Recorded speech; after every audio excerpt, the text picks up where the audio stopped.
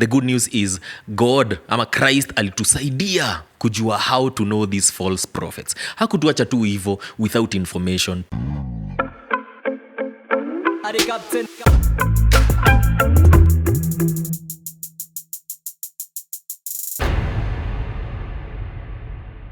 DJ Ruff, kama kawaida si unajua Sheng Bible Study.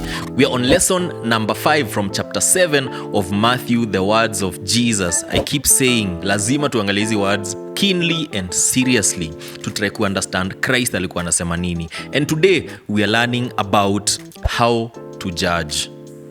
Najua recently tulikuwa na conversation here about do not judge.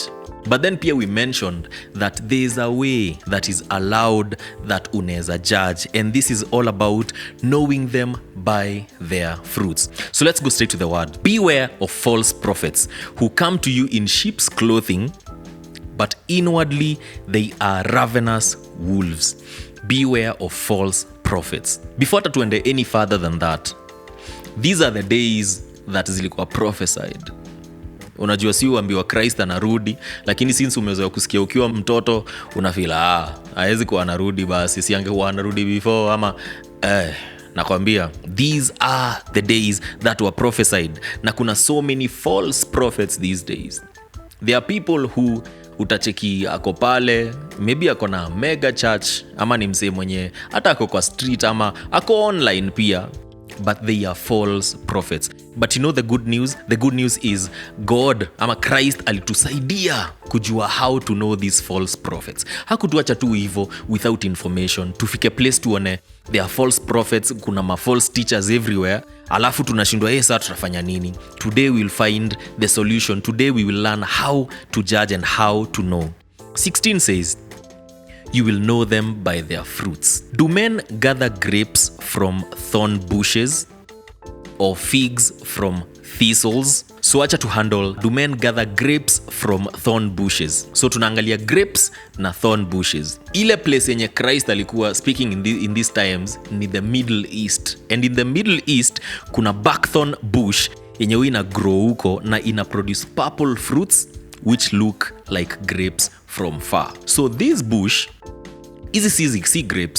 see grapes at all, lakini ina produce fruit ingine ya purple inakaa kama grapes. So from far you will think that manze pale kuna grapes, acha niende nikachukue, because of course you know grapes zina come in that color. Ukikaribia utafika uone manze hii kitu kumbe hata ilikuwa ni thorn bushes, haikuwa grapes.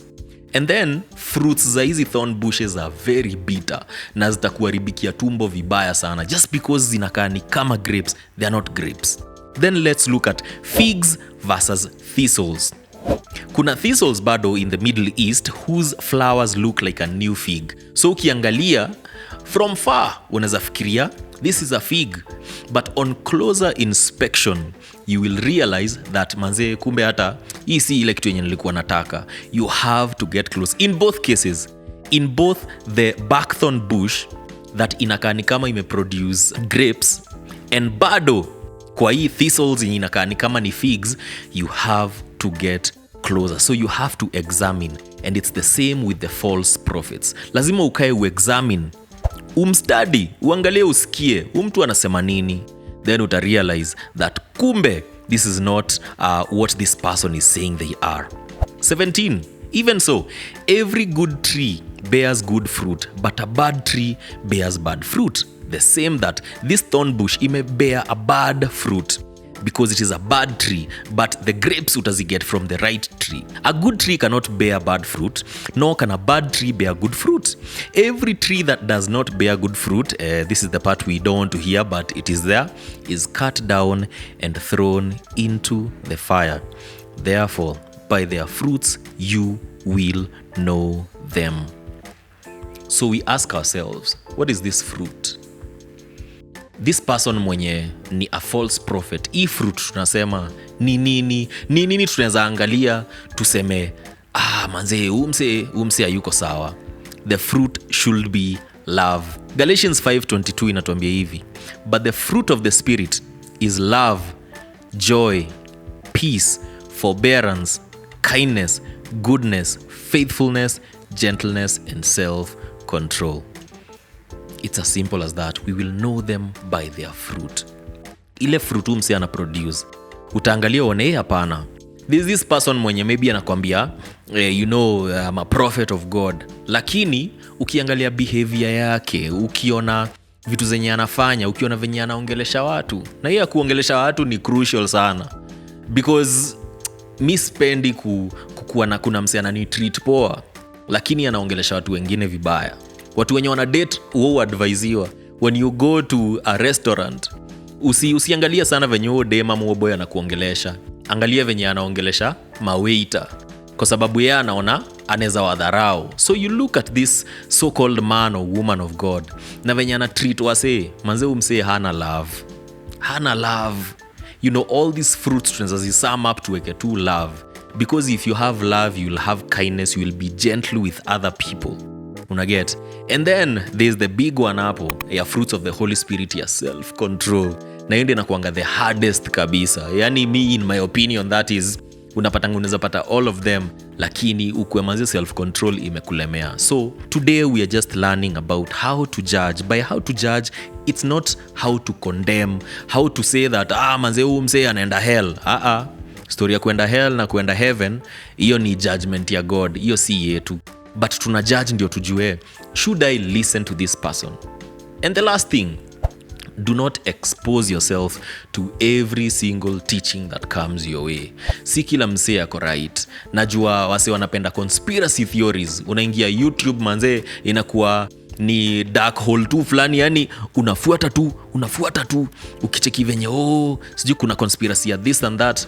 My friend, you have to judge what you're putting in. Hata wase wa computer studies usema GIGO, garbage in, garbage out. If you're just letting all that garbage in and you're not judging, you're not asking yourself, mtu ananiambia nini? Should I go in this direction or not? Christ anatuambia, hata ukisikia mtu akikwambia wewe usinijudge, do not condemn, but ask yourself, judge through the Holy Spirit, na atakusaidia kujua whether you should even be in your church right now or not. And that thing of kutoka church na kuenda church ingine, that's another big thing. Nilikuwa na cheki msee amepost anasema, sijui mbona people want to hate you when you leave their church. Awanasahau the kingdom is much more bigger than one church.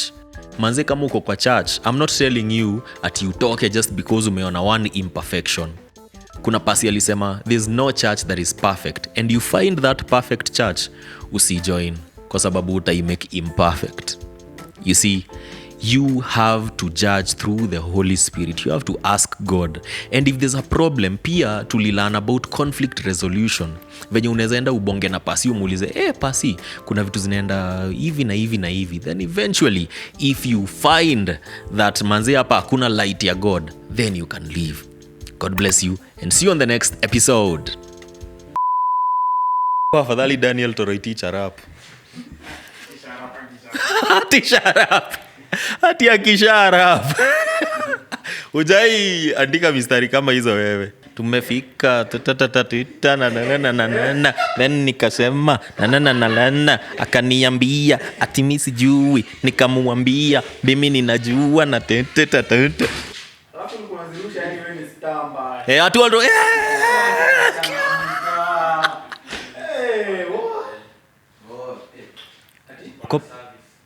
Wa.